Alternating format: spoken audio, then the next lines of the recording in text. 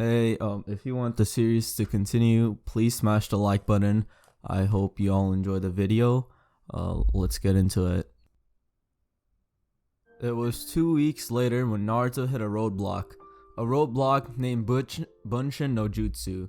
No matter what he tried, he could just not get it done. His clones, if he managed to produce them, looked flimsy and ill and lasted no longer than a second. Tobirama was at a loss as well. He knew Naruto was making the correct signs and he had walked him through the jutsu step by step several times now. It was a very simple technique, so simple it barely required any chakra at all.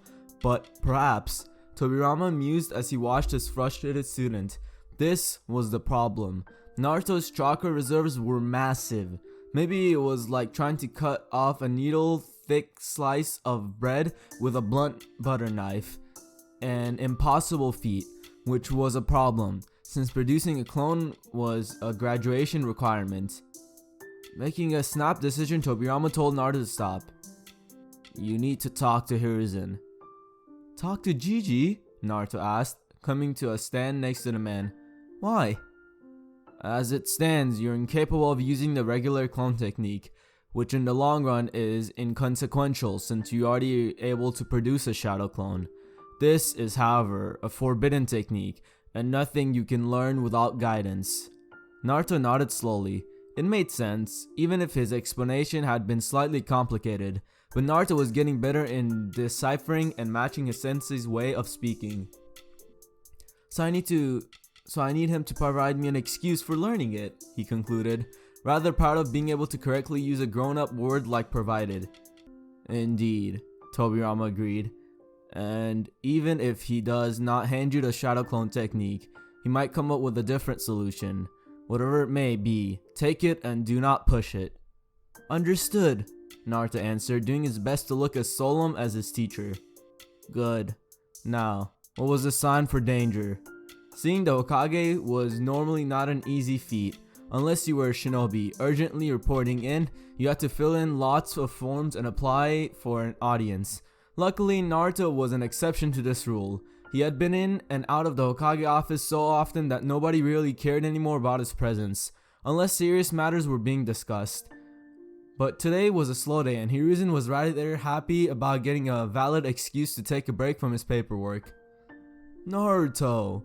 He took out his pipe and smiled at the young child. "How are you?" "I'm good, Gigi," the boy answered cheerfully. "And you?" Same old, the Hokage replied, sounding rather amused. "Now, what brings you here? It has been quite a while." "Oh," Naruto smiled sheepishly and hopped on the chair. "I need your advice, Gigi." "Oh," the Hokage looked interested. "On what? Are you having problems?" "Kind of," Naruto answered and shrugged his shoulders. "It's the clone technique. I just can't get it to work. My clones always look sick." The man hummed thoughtfully. "Can you show me?" Naruto jumped up and formed the hand seals. Three rather sickly looking clones appeared next to them. They looked like death warmed over. "I see," the old man murmured thoughtfully. "The hand signs are correct, and I cannot detect any flaws in your execution. How much chakra are you using?" "Not much," Naruto answered honestly and tilted his head. "Less than I use for tree walking," he clarified once he understood why the Naidame was making the sign for tree behind the Hokage's head. The Hokage raised an eyebrow. "You already know how to tree walk?" "Yup," Naruto answered cheerfully. "It's not that hard," he added with a careless shrug. He wasn't lying. After the pendant exercise, he had gotten it down rather quickly. A second eyebrow joined the first. "Well done." Naruto would have beamed at the praise, but since he wanted to be more like his sensei, who, in his unbiased opinion, was super awesome, he settled for a smile. "Thank you." The third nearly dropped his pipe in surprise at the almost modest reaction. Naruto was really turning out in surprising ways. He coughed to cover his slight break of composure. "Since you're already capable of doing that, the problem does not seem to be with your control, but rather with your chakra itself. The clone technique does not require much chakra at all. This is one of the reasons it is taught at the academy, but it appears that your natural chakra is too high to be lowered that far. Naruto nodded. That was about the same thing his sensei had concluded. So what can I do? That was the question he was here for. There's one technique that might be of help to you, the Hokage answered thoughtfully. It was passed down by one of the former Hokages, the Naidame himself. It is called the Shadow Clone Jutsu. The chakra requirement is extremely high. Because of this, it is named as a forbidden technique. The Hokage rose from his seat. But I believe it might just be the right thing for you. Tobirama smirked. Naruto cheered silently. Mission accomplished. Konoha had always been a village of many secrets. Secrets the general population was not privy to. Some of them were restricted to shinobi, others to the village's elite, and the most important of them were only known by the Hokage himself. One of these Hokage-only secrets was the knowledge of the archive below the Hokage monument. It did not contain things like citizen records or mission reports, but rather more sensitive information crucial to the village's security, like the seals used to form the village's protective barrier, or records of the incident that by official statement had not happened at all. Toriyama floated through the hidden entrances into the vast stone room. His eyes flickered to the torches lining the walls. They were still lit. He smiled sadly as he remembered the day Mito-san had crafted them. These torches are called Everlights, she had told him. We use them everywhere in Uzu. Everlights, he had asked, and Mito-san had smiled her soft, gentle smile. Once lit, they will never extinguish. They will keep on burning, even if we are no more. Of course they will, his brother had added. The will of fire is not easily extinguished. Tobirama shook his head to get rid of this strange melancholic feeling that had suddenly overcome him. This was not the right time to lose his focus. He walked past 4 doors, each inscribed with the name of one Hokage, and stopped in front of the pedestal at the end of the room. There were 3 labeled pictures on it. The first belonged to Mito-san, the second to a red-haired woman named Uzumaki Kushina, and the third to a young boy he was most familiar with, Uzumaki Naruto. He had been correct. The child he was teaching really jailed the Kyuubi, and he had no idea about it. Tobirama's lips thinned. Just what had Hiruzen been thinking? Meanwhile, Naruto was sitting on a brick wall, legs dangling down and cheerfully munching on a dango stick as he observed the people passing by. His sensei had floated off somewhere else this morning to check on something and left him with the instructions to find a civilian to secretly trail. While he was walking through the overfilled streets looking for a suitable target, he had encountered a dango stall and managed to snatch the last box. Swinging his legs, he watched curiously as a black-haired boy approached the dango stall. There was something metallic glittering in his head, a headband. The boy was a shinobi. Instantly interested, Naruto inched slightly forward to listen in. Good afternoon. I would like to order 1 box, please. The owner gave him an apologetic look. I'm sorry, Uchiha. I am all out today. Oh, the boy answered slowly, his shoulders dropping slightly. Well, it can't be helped. Thank you anyway. If you come back tomorrow, I'll have new ones, the man assured him. The boy nodded once and politely excused himself. Naruto looked from the half-eaten stick in his hand and to the still full box next to him. Somehow he felt bad. Making a spontaneous decision, Naruto turned until he was laying on his stomach and called for the elder boy. Psst. Hey you, Uchiha. Hey you, the Uchiha down there. The boy stopped and slowly looked up. Are you talking to me? Yup. Naruto grinned at him, waving his dango stick invitingly. I have a full box of dango here. Wanna share? Black eyes widened. Really? He asked, sounding both reserved and hopeful at the same time. Yeah, Naruto agreed cheerfully. Come up, or should I come down? The boy answered by flickering out of sight and appearing right next to him. That was cool, complimented him sincerely, and Naruto complimented him. sincerely and maneuvered himself back into a seating position. He grabbed the box and offered it to his new dango partner. The older boy smiled slightly and sat down, gratefully reaching for one of the sticks. "Thank you."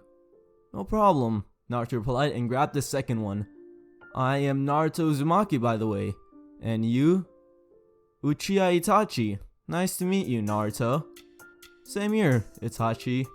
There was a moment of comfortable silence as both children enjoyed their treats. "If you don't mind me asking," Itachi began finally, throwing a curious look at the younger child, "what are you doing up here?" Naruto shrugged around his rice ball and slowly chewed before answering, "Relaxing." Itachi stared at him. "This is a 10-foot wall.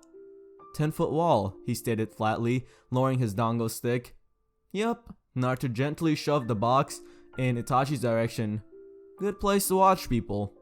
It was a good place, Itachi agreed, even if somewhat obvious, but then nobody expected someone as young as Naruto to watch them. "That's what you've been doing?" "Yep," Naruto replied easily. "I'm looking for a civilian to trade." "You're doing stealth training?" The older boy paused in his acquisition of a second treat in favor of throwing Naruto an interested look. Naruto hummed lightly. "Yup, but I didn't find an interesting target. They all looked so boring." "Most of the time, shadowing someone is an uninteresting duty," Itachi replied slowly, finally picking up the second dango stick. "It requires quite a lot of patience." He bit into his rice ball and chewed slowly. Naruto sighed. "I'm not a very patient person. I guess that's why I've been told to do this." Itachi threw him a thoughtful look. "Then you should start with trailing after someone you already know. Keeping things more personal in the beginning might help you focus. People tend to be more invested in acquaintances than strangers." "Someone I know," Naruto repeated. There was another silence as he mused over Itachi's words.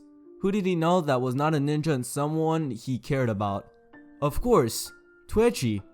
Maybe he could even watch him make ramen. He grinned brightly. "That's brilliant. Thanks, Itachi." He shoved the box with the 3 remaining sticks into the boy's hand. "Here, take that."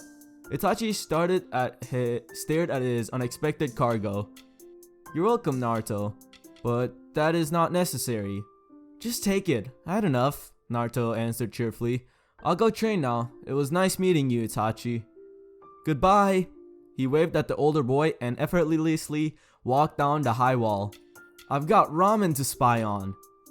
"Goodbye," Itachi answered automatically, staring after the confusing young child. That was how Shisui found him 5 minutes later. "Yo, Itachi, what's up with you? What are you doing up there?"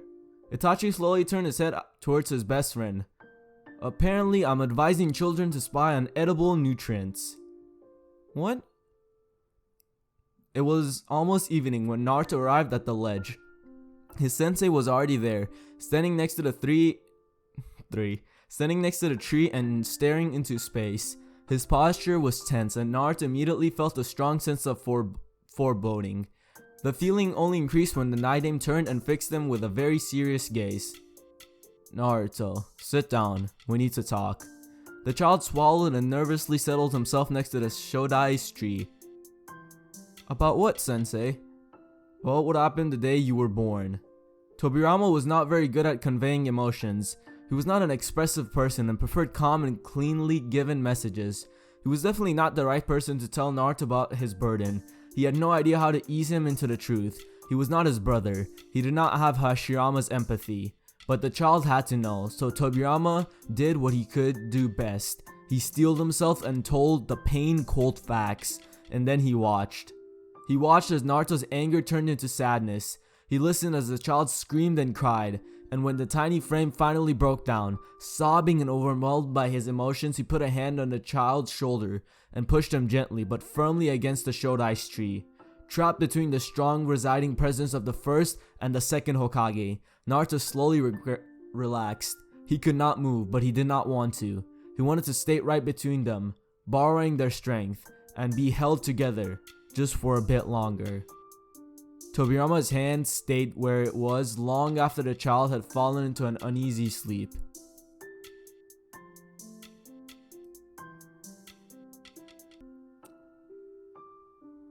that's where I'm gonna end it, guys. I hope you've all enjoyed. Sorry this one was even shorter. The next episode or next video, if it's not on this series, depending on when the next part of this series comes out, I'll make sure it's longer. I hope you all have an amazing day. Take care of yourselves, and bye.